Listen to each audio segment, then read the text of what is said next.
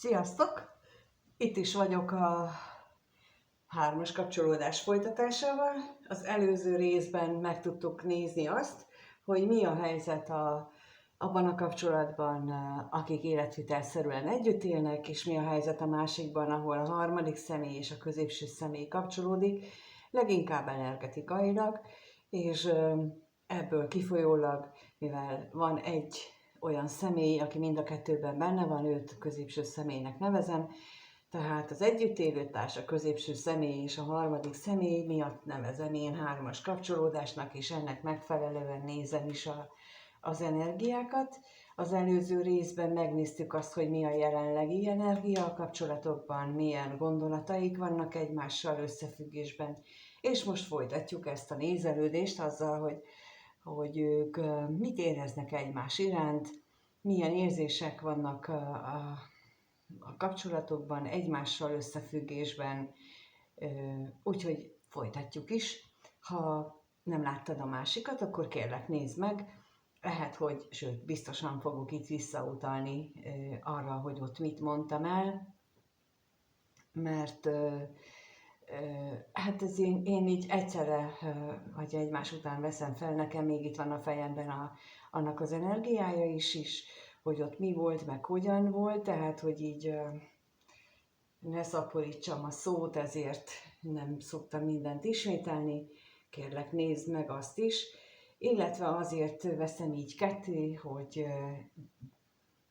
befogadható mennyiségű legyen az információ, ami így jön. No, akkor az együtt élő kapcsolatban milyen érzések vannak egymás iránt? Kettőt kérnek szépen, először a társ érzéseit a középső személy felé. Mit érez a társ a középső személy iránt?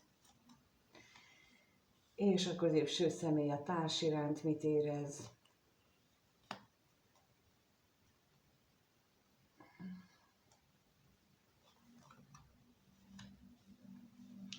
Hát a társ, meg vagyok én áldva, ami jön, ez az ő gondolata vagy érzésvilága. Egyfajta szerencse is, meg egyfajta szerencsétlenség is, ahogyan ő ezt megéli. A másik videóban benne volt, hogy ő úgy érzi, hogy itt van érzések közöttük, de nézzük itt ezt az érzést még, a szerencsére kérnék szépen, hogy erről mit tudhatunk meg még itt a szerencsével összefüggésben. És a bosszúságra is kérek.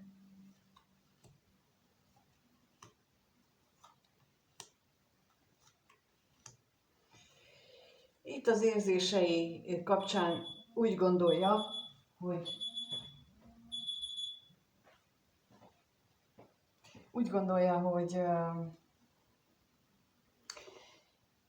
tulajdonképpen az egész problémát az okozza, hogy van a harmadik kapcsolat. Úgy gondolja az, hogy a háttérben a középső személynek a vágyai vannak, mondjuk így, azok a vágyak, amiket olyan gyakran lehet hallani, hogy mit tudom én, a másik a szexmániás, meg ilyeneket, de valójában nem erről van szó. Arról van szó, hogy különböző igényekkel rendelkezünk, különböző igényeink vannak, és ha hiszitek, hanem ez születésünkkor eldől. És az, hogy mi rosszul választunk, és nem olyan társat választunk, aki ennek a ilyen típusú igényeinknek eleget tudna tenni, annak is megvan az oka, ezt hívják karmának, és ennek megfelelően érkezik. Úgyhogy ahelyett, hogy ilyenekbe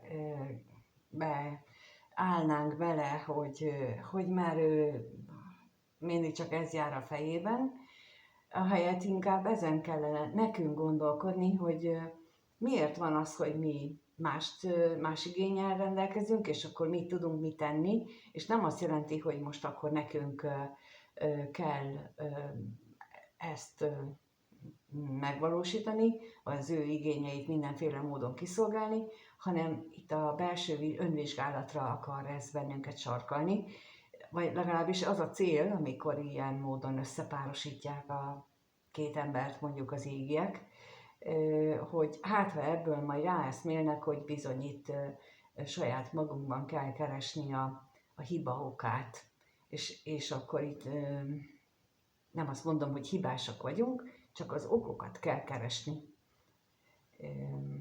És itt ez jelenik meg, hogy ő viszont egyelőre nem tart nincs itt ezen a szellemi szinten, hogy ezt így értené meg, még akkor sincsen, hogyha valaki rengeteg tanfolyamon volt már is, nagyon sok mindent megcsinált, én nagyon sok mindenkivel beszélek, és bizony ezek nem hangoznak el, illetve hiába hangoznak el, ha nem beszéljük meg, és nem világítok rá, hogy most akkor gondolja ezt így végig, magunktól nem tudunk ezt így végig gondolni. Én nekem is el kellett menni nagyon sok helyre, nagyon sok emberrel, még mind a mai napig vannak ilyen szokásaim, hogy eljárok azért, hogyha nem tudok én magam rájönni, hogy mi a bibi a pillanatnyi helyzetemben, akkor megyek valakihez, aki aztán úgy kibökketi velem, tehát kimondatja azt, hogy mi a problémám forrása. És itt ez lenne a lényeg, mert pillanatnyilag nem ezt, hanem inkább a vádaskodás oldalát érzékelem itt. És ez így mind a kettőnek rossz. Kifejezetten mind a kettőnek rossz ez az állapot. És mondom ezt úgy, hogy voltam ebben az állapotban. És így utólag, amikor erre rádöbbentem, én nagyon szégyeltem magam, ma már tudom, hogy az, amit most elmondtam, ez lett volna ott a cél, nem jöttem rá, és ettől nem vagyok se rossz, se jó, egyszerűen csak ez történt, viszont most már tudom, és ezt el tudom mondani, hogy hát javaslom, hogy ezen az úton lehet elindulni, hogy ezen lépjünk túl minél előbb, mert ez nekünk nem jó.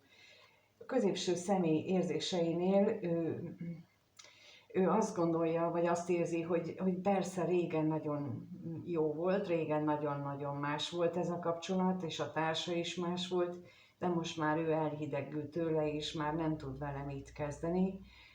Kicsit ugye ahhoz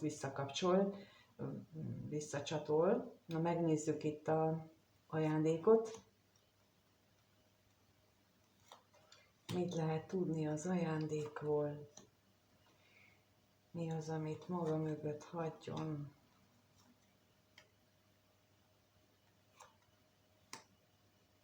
És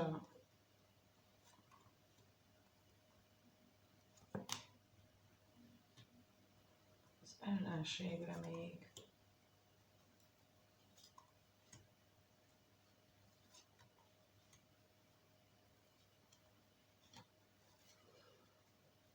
Itt megint azt érzékelem, hogy a középső szemében hatalmas a kötelességtudat, hatalmas az, amit ő magára vállalt, annak a súlyát érzékelem itt ebből. Nagyon magányos, nagyon egyedül érzi magát, de nincs tisztában ő sem, nincs tudatában ő sem annak, amit itt elmondtam az előbb, tehát ez ugyanúgy rá is érvényes, hogy nem tudja, hogy mi van itt valójában a háttérben. Egy dolgot tud, hogy állandóan a családot nézi, állandóan, hogy milyen elvárások vannak vele kapcsolatosan, és jó lenne, hogyha ezt megértenénk, hogy a legfőbb elvárás Isten felé van. Tehát ha hisz valaki a Teremtőben, hanem valaminek lennie kell, aki ezt a teremtett világot működteti, létrehozta, és ebben az erő által meghatározott feladat iránt van a legnagyobb vállalásunk. Tehát, hogy minden mást megelőz az, hogy azt teljesítjük, és még az emberi szokások és normák szerinti világot is. És a család az nagyon fontos, ha jól működik. Ha viszont ilyen, ahogy itt mutatják a lapok, akkor ez nem család, ez két embernek a nyűglődése, akiknek karmikus feladatuk van egymással, de nem akarnak ezzel szembesülni, mert elbújnak a család mögé, és itt van a kutya elásva, hogy állandóan ilyen frázisok mögé bújunk, miközben valójában szembe kellene néznünk a magunkkal és azokkal a dolgokkal, amiket hát ez a látszatvilág elnyomat, a szőnyeg alá söpörtett velük is, mert hogy leszoktattak bennünket arról, hogy őszinték lehessünk, nem bíráskodók, nem önbíráskodók, őszinték. Amit az előbb, ahogy mondtam, hogy nekem is volt ilyen időszakom, és az akkor én se jó nem voltam, se rossz, hanem egyszerűen ráébredtem, hogy ez nem jó. Senkinek nem jó, se a másik félnek, se nekem, és akkor változtassak rajta. És utána sűrű bocsánatkérések voltak részemről. Itt is az kellene, csak itt a bocsánatkérésekhez a büszkeségről való lemondás az elsődleges, és az nagyon nehéz. És az őszinteség is, az is nagyon nehéz, és itt mind a kettejüknél ez van a háttérben, mert így itt szenvedés látszik. Tehát az ő mind a két fél szenved, nagyon. Mindegyik más-más okból, de a gyökérok ugyanaz, hogy nekik le kellene ülni, és elmondani azt, hogy én ezt vártam a kapcsolattól, és nem az, hogy a másik mit adott, meg mit nem, az, hogy én mit váltam, hogy én mit projektáltam bele ebbe a kapcsolatba, és rá kellett döbbennem, hogy én voltam az, aki olyat várt el ettől a kapcsolattól, amit ez nem adott meg nekem soha, meg nem is tudott volna megadni. És itt a lényeg, ez lenne az őszinteség lényege.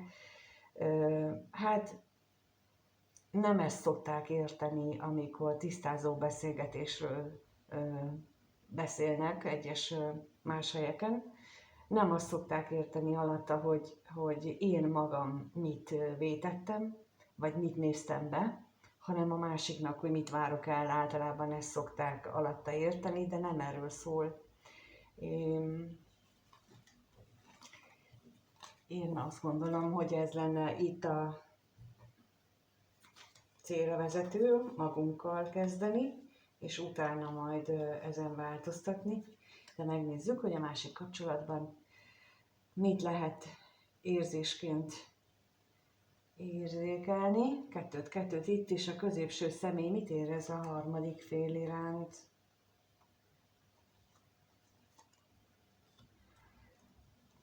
És a harmadik fél a középső személy iránt. Hát a középső személy, úgy látom, hogy ez egyfajta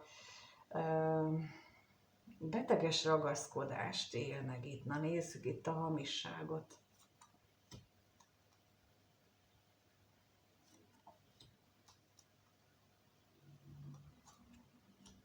És a betegséget is.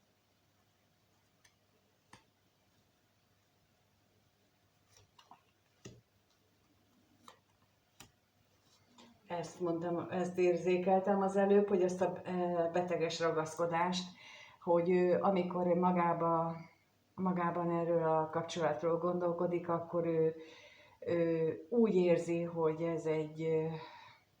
ez egy nagyon nagy energiával, szeretetenergiával rendelkező kapcsolódás, és nem szűnik meg, hanem ott van, és ezt már szinte betegesnek éli meg, ahogyan ő ebbe a kapcsolatba kapaszkodik, olyan, mint amikor a fuldokló kapaszkodik a szalmaszálba, tehát ez egy ilyen szalmaszál neki, hogy túl tudjon lépni.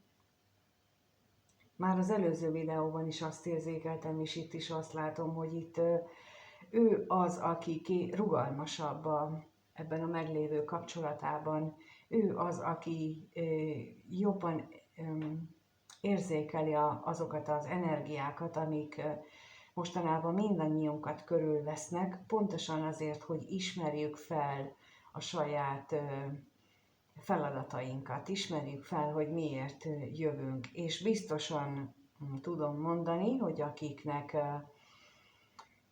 akik itt vannak és nézik a videókat, vagy akiknek ilyen középső személyük van, annak a társa is alkalmas és képes arra, hogy így ilyen módon önismeretet, illetve önelemzést gyakoroljanak.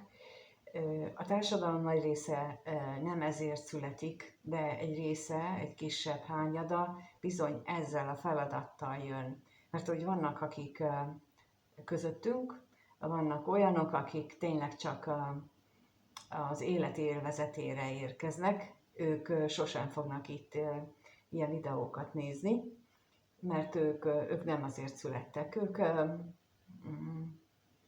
ők tényleg egyszerűen csak nyaralásra jönnek az életbe, és vannak, akik pedig fejlődés, akiknek, amit az előbb is mondtam, hogy az életfeladatuk a szellemi fejlődésük miatt jönnek, és nekik bizony mind a két fél, vagyis hát most jelenleg mind a három fél biztosan érintett abban, hogy nekik csak és kizárólag az önmunka, az önelemzés az, ami segít ebben a feladat megoldásában, és egyelőre a meglévő kapcsolatban a középső személy az, aki jobban ráhangolódott erre.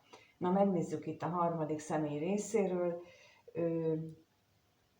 Ő érzelmeiben azt éli meg, hogy ő szeretne egy új otthont, egy új családot így a középső személlyel, tehát azt érzékeli, hogy vele lehetőség lenne, na nézzük a gyermeket, hogy erről mit tudhatunk meg.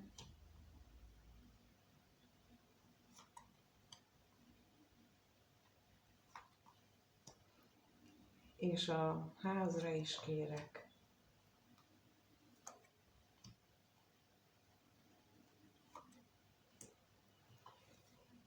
Itt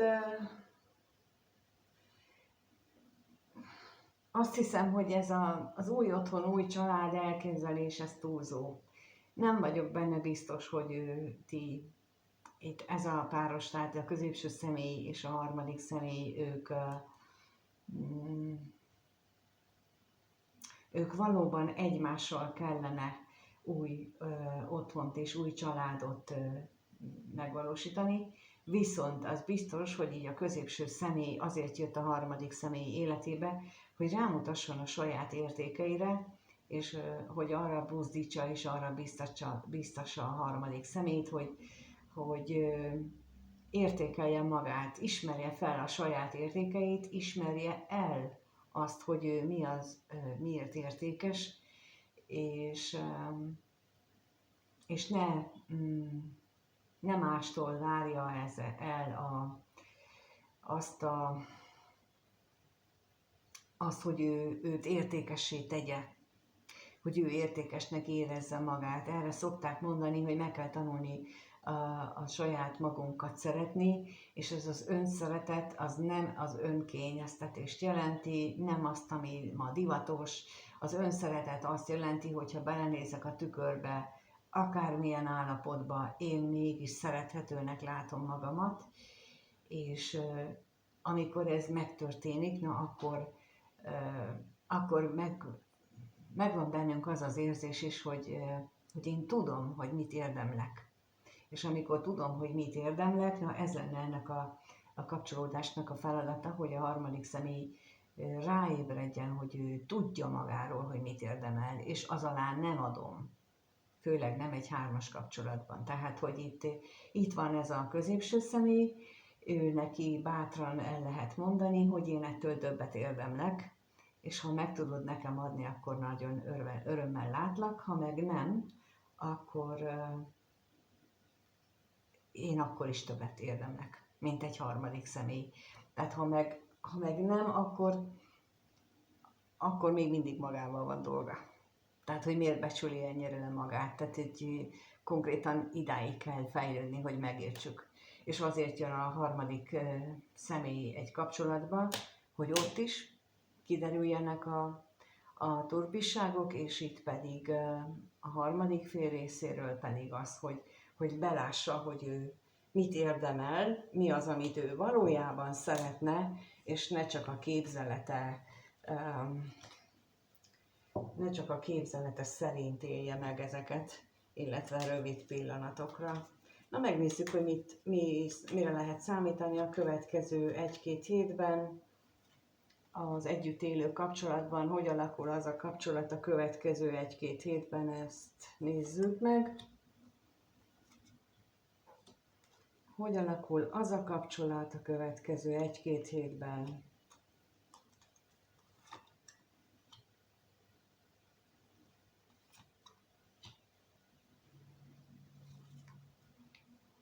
A társ részéről látom, hogy ő mérhetetlenül ragaszkodik ehhez a kapcsolathoz. Reménykedik a titkos viszony megszűnésében. Ettől még nem fogja megoldani a kapcsolatukat. Na, nézzük a tolvajt.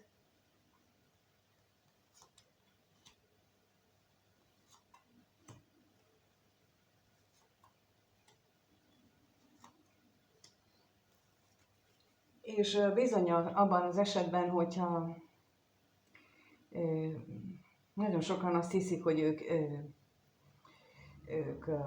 hívő emberek, és hogy ők imádkoznak, és azért imádkoznak, hogy most legyen így a kapcsolat, meg legyen úgy a kapcsolat. Én el tudom mondani, hogy az biztosan nem fog segíteni így az ima, mert azt nem fogják teljesíteni az égiek, az égi segítők, ami ellentétes azzal, amiért születünk, és mint mondtam, hogyha egy ilyen kapcsolatban vagyunk, akkor biztos, hogy ott arra kell rádöbbenni az együtt élőknek, hogy ők milyen karmikus terhet hoztak magukkal, és legfeljebb azt lehet kérni, hogy segítsenek a föntiek ezt megérteni, rálátni, hogy mi lenne itt a feladatom, és hogy legyen meg az égiek akarata.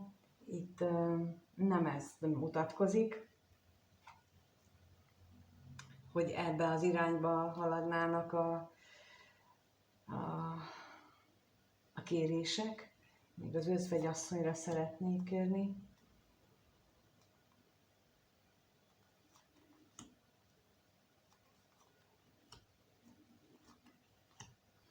Igen, ezt éreztem, hogy itt ilyen beteges, hazug, tehát ha álságos állapotot tartunk fent, vagy tartanak fent, hazugságon alapul ez a kapcsolat. Alapvetően a hazugságon alapul, és nem azt jelenti, hogy kezdetben nem volt meg a szerelem, de azt igen, amit mondtam a korábban, hogy lehet, hogy ez egy ilyen rózsaszín kötfelhős 7-8 hónap után elmúló szerelem volt, aminek az lett volna a célja, hogy ott rájönni 7-8 hónap után, hogy ennek vége, és akkor ott abba hagyjuk.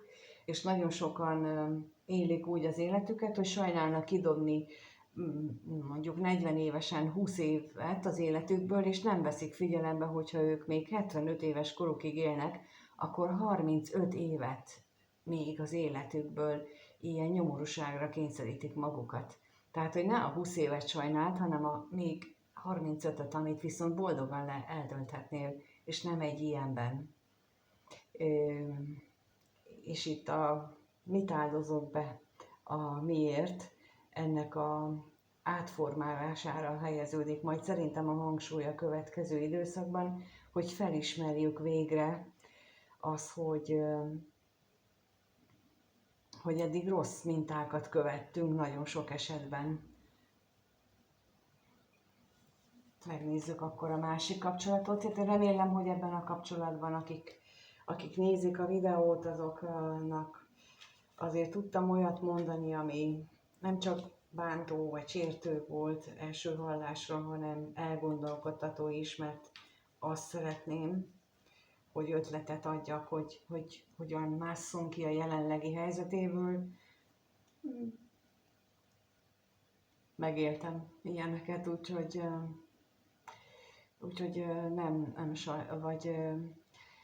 nem célom, hogy én bántsak ezzel valakit, mert sajnálni tudom azt, aki benne van, hiszen nem kellemes állapot. Megnézzük a másik kapcsolatot, hogy az hogyan alakul a következő 1-2 hétben, mit lehet róla tudni, hogyan alakulnak ott a dolgok a harmadik személy és a középső személy között.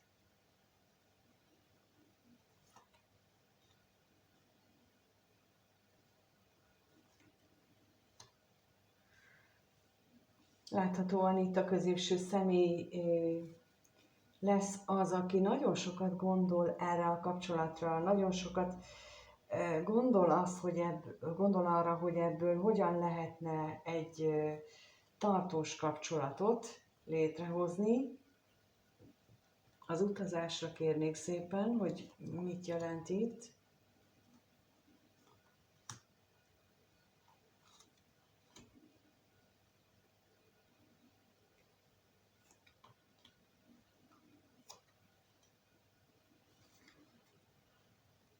Hát nem biztatnám itt senkit sem azzal, hogy akkor itt most nagy találkozások, meg nagy áttörés várható. Sokkal inkább itt ez a bizonytalan, hogy mikor találkozunk, mikor tudunk beszélni. Itt ez tűnik leginkább valószínűleg. Valószínűleg megnézzük, hogy a gondolatokban mi van itt még. Mi van még a középső személy gondolataiban.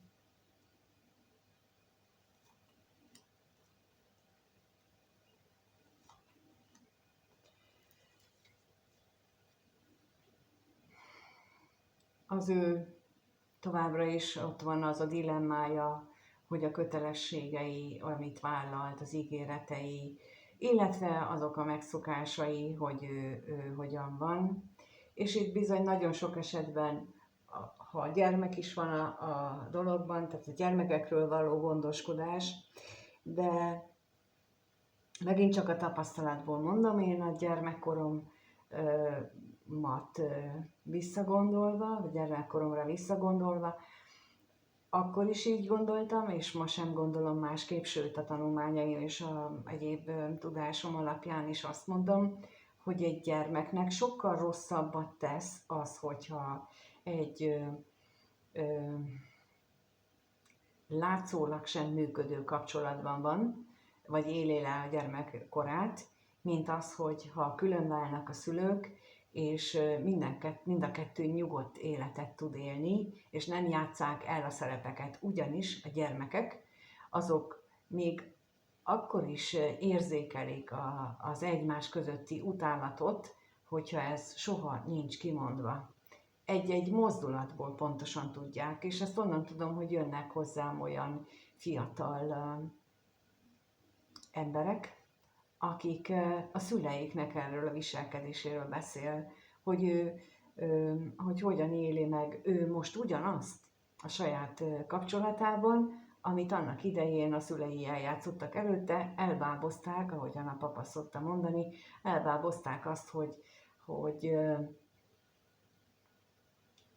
itt ez egy teljesen jól működő család, miközben pedig minden alkalmat megragadtak arra, hogy külön-külön legyenek, mert annyira nem tudták elviselni egymást, ahelyett, hogy megbirkóztak volna a feladatukkal, és ezért itt a középső személy láthatóan, ahol van gyermek, ott ő leginkább emiatt dilemmázik, de ez csak mint ehhez a való adalékot mondom, hogy én akkor is gyermekként is úgy gondoltam, hogy én nem, és ma is úgy látom, hogy én nem, és nem gondolom, hogy ezen változtatnék majd később, bár én sose zárom ki a változtatás lehetőségét a magam életében, most már ahhoz hozzászoktam, hogy rugalmasan kell élnem, és kívánom, hogy mindenki meg tudja ezt tapasztalni, hogy lehet rugalmasan kezelni az életet, és nem kell ilyen nagyon mereven ragaszkodni dolgokhoz. mert ezt fogja ránk kényszeríteni a következő időszak energiája. Köszönöm, hogy itt vagytok és megnézitek.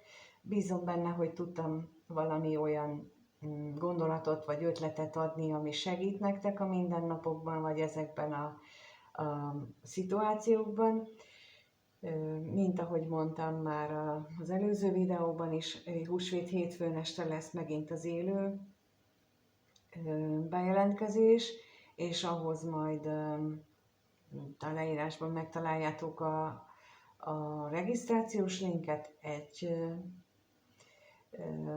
ingyenes, csak regisztrálni kell, hétfő reggel 8-kor is, délután is megy majd még a becsatlakozási linkkel egy e-mail, a megadott e-mail címre, ezért fontos, hogy mindenképpen regisztrálni kell, mert csak e-mail alapján lehet, úgyhogy ott viszont arra számíthatok, hogy ezeknek a dolgoknak bővebben beszélek róla, és azt, hogy hogyan lehet elengedni a különböző szituációkat. Azt hiszem, hogy most a kudarc élmény elengedése lesz, bár még nem raktam össze annak az anyagát, és nincs még a cím se, ezért csak azt mondom, hogy lesz. Még konkrétan még nem készültem arra. Úgyhogy köszönöm, hogy itt vagytok, és köszönöm a lájkokat, a feliratkozásokat, a kommenteket is, hogy ha bármilyen véleményetek van, írjátok meg nyugodtan. Hálás vagyok érte, és amíg nem találkozunk, addig mindenkinek minden jót kívánok. Sziasztok!